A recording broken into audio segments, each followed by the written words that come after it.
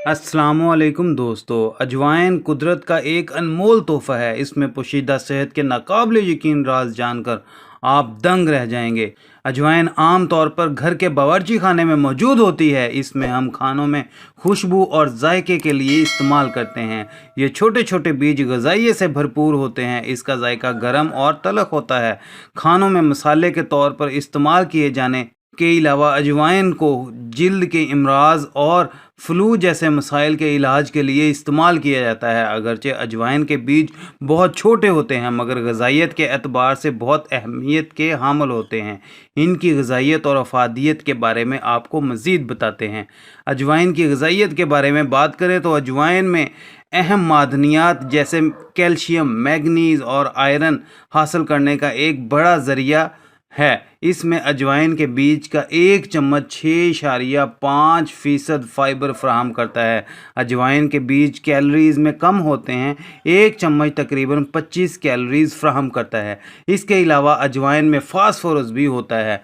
हड्डियों की सेहत के लिए भी ये मुफीद होता है। आपकी हड्डियों को सेहतमंद और मजबूत रहने के लिए मुख्तलिफ मिकदार में विटामिन और मादनियात की ज़रूरत होती है। अजवाइन के बीज इनमें से बहुत सी अहम ग़िज़ाई अज्जा पर मुश्तमिल होते हैं।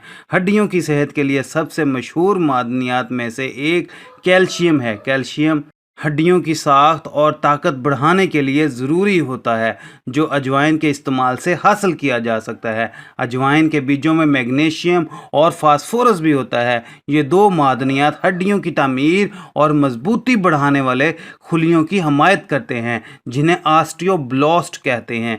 इनमें से किसी एक ग़िज़ाई अज्जा की कमी हड्डियों की दायमी बीमारियों जैसे ऑस्टियोपोरोसिस वगैरह में मुब्तला कर सकती है। रेड ब्लड सेल्स की तश्कील को भी बढ़ाते हैं। आयरन एक ऐसा ग़िज़ाई जुज़ है जो खून के सुरख खलियात की पैदावार के लिए इंतहाई अहम है, और ये सुरख खलियात आपके फेफड़ों से पूरे जिस्म में खून की तरसील करते हैं। उम्मीद करते हैं आपको हमारी आज की वीडियो पसंद आई होगी। पसंद आने की सूरत में हमारी वीडियो को लाइक कर दें, हमारे चैनल को सब्सक्राइब कर दें।